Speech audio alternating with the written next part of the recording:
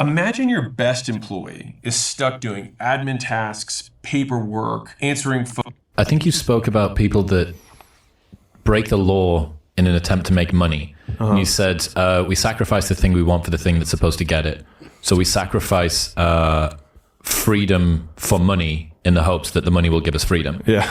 Downstream from that, this is one of the best things that I learned for all of last year. And you created the framework and then I filled it in. So I talked about the tension between success and a desire to feel like we're enough. I think that this speaks to what you're on about here. Success is a strange thing. Presumably we want success because we think a more successful life will bring us more happiness, meaning and fulfillment.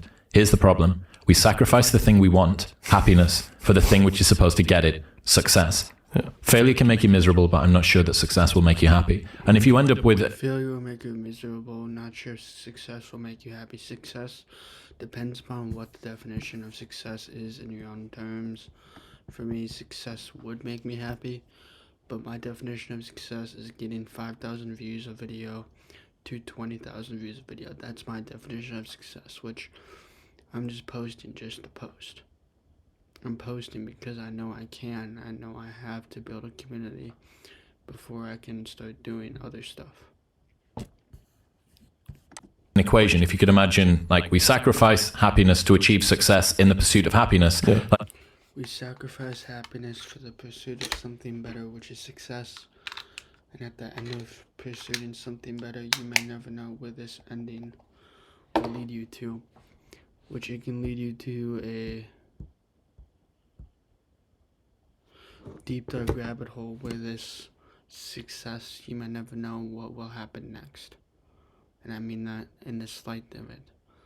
You might never know what your life will be until you truly are that version of yourself. If you just remove success from both sides of the equation, what are you left with? It's just happiness. Equals now, happiness. There are... we can't deny the fact that we're statelessful beings, that we require external validation. We can't just, go and live in a cave and in peaceful bliss and all the rest of it. Like, there are things that we need to do. But I do feel like a lot of the time we overclock our lives with regards to success and the pursuits that we go through in an attempt to do this. And that we sacrifice the thing we want for the thing which is supposed to get it is like, I see that all the time. I always ask myself, am I overcomplicating this? Like, am I doing more than I need to do? Is there a simpler way to do this? Am I doing more than what I need to do? Is this a simpler way to do this? You may never know until you try and fail. Countless times upon countless times upon countless times. Then once you succeed on those times, you may never know where your life will lead down a deep dark rabbit hole, which could be persistence, consistency, discipline, and most importantly, output over leverage. Output equals leverage, and leverage times time times output equals volume. Does that make sense? Because it makes total sense to me. I think, I think this is actually a game theory thing. And you're from, okay. So I can go on it or I can not if you want. Okay. Bring it on. Yeah. So, Simon Sinek popularized this, but you have finite and infinite games, right? Finite games where you have known players, agreed upon rules, and an outcome that wins the game, right? And then infinite game, you have known and unknown players, no rules, and the point of the game is to keep the game going. And what happens is that people apply finite rules to infinite games, and then they wonder why it's not working. What's an example? So a finite game would be like baseball. Know the players. At the end of the game, the person you tally up the ones with the most runs, and you win. And you can't hold the ball and run it around the bases. Like, there's rules of play. With an infinite game, the Vietnam War is a simple example that Simon Sinek gives, which is basically the U.S. lost the Vietnam War because they were applying a finite structure, which is we're going to win this war, and the Vietnamese people were playing an infinite game structure, which is we're going to stay alive and keep fighting. And as long as someone is staying alive and keeping fighting, they will beat the person who's trying to end something. And so the infinite frame always conquers the finite. And the thing is that most of the games worth playing are... The infinite always conquers the finite without finiting your ability, finiting your skills, finiting your beliefs. You win at what? You win at leverage. You win at output. You win at energy. That is what you win at. infinite. And so if you're trying to get in shape, you don't win getting in shape. The point is to stay in shape for the rest of your life. You don't win at marriage. The point is to stay married. You don't win at business. The point is to stay in business and keep doing business. And so the point of the game is to keep playing. And I think and I would imagine success, if you put all of those things together, it's an infinite game. And so the point of success is to do the things that make you successful. And so if you're doing the things that are making you successful, then you are by definition winning. And See, now your definition of success could mean financial freedom at the age. I want to get financial freedom at the age of 22. So within 1 year of starting a school to starting a YouTube channel, I want to quit my 9 to 5. I'm trying to make this a real possibility. I know I can do it because other people have done it. Other people in school have done it, which is why I'm trying to make $5,000 within 1 year. That is my end goal. $3,500 to $5,000 per month.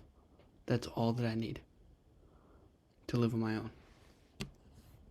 think that for me, redefining what is a perfect day and living as many of those days in a row as I possibly can, to me, that's winning. And I obviously have a relatively contrarian worldview, but which is that, like, when we die, nothing happens, and we know what it was like to die because we've all been dead before, which is before we were alive.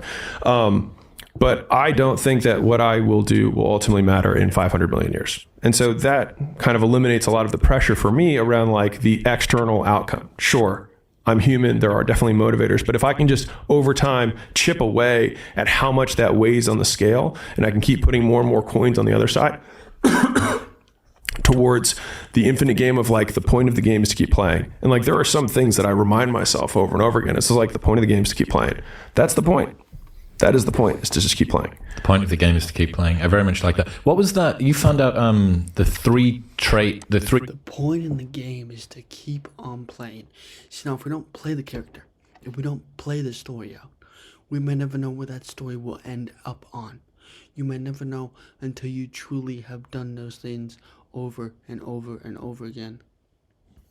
The most common traits of highly successful people. Do you remember those? Yeah, it was, it's so funny. A superiority complex. So the three most common traits of hyper successful people that they looked at, and it was interesting because there's the influencer world wants to be like, you have to wake up at 5 or you have to do cold plunges or whatever the fuck, right? But the thing but there was actually very few that they all had in common.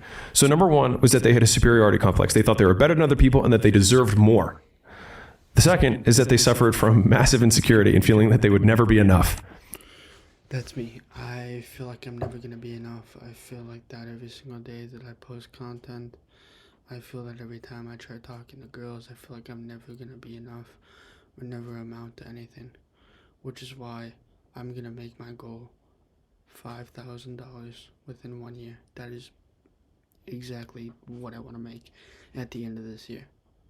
And I'm going to continue on posting, continue on making school, continually on doing the things that I want to do, which is why I'm doing a 2-month trial. The trial is that I'm making it $10 to $30 a month. 10 for the basic, 30 for the regular. What you get for the 30 is that you get group calls, and the 10 you get just every single piece of content. And I'm keeping it that way. So then people keep on buying the $10. Then once people buy the $10, then I continually on make more money. That's my end goal, is to make $5,000 to $3,500. I want to retire at the age of 25. Which is why I'm going to retire at the age of 22. That's my end goal. So I have until the end of summer. The end of summer to do it.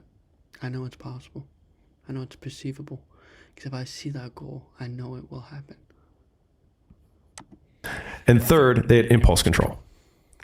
And so you've got this combination of people who are like, I want to do this big thing. So there's this big toward thing. And they've got this big away pain that's like, I'm never going to be enough. I always have to do more. And then they have impulse control that keeps them focused on the goal.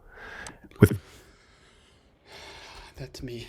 That I have to be enough, that I have to see the goal before I actually truly believe in it. Which at the same time, you have to see the goal, see the finish line, see the checkpoint, and do the things that you're afraid to do. Not seeing the woman in the red dress or getting pursued by her. And that, like, so it's like shoot high, have a big thing that motivate, like have a big tiger behind you and stay on the path. Have you ever heard Jordan Peterson talk about that study of starving rats in a tube with a spring attached to their tail? No. Fucking brilliant. This is I'll see you guys in the next one, and please check out my school if you're interested. If not, you probably will never see my channel ever again, so like, subscribe, and comment. And I'll see you guys in the next one. As always, stay yourself and be you. Peace.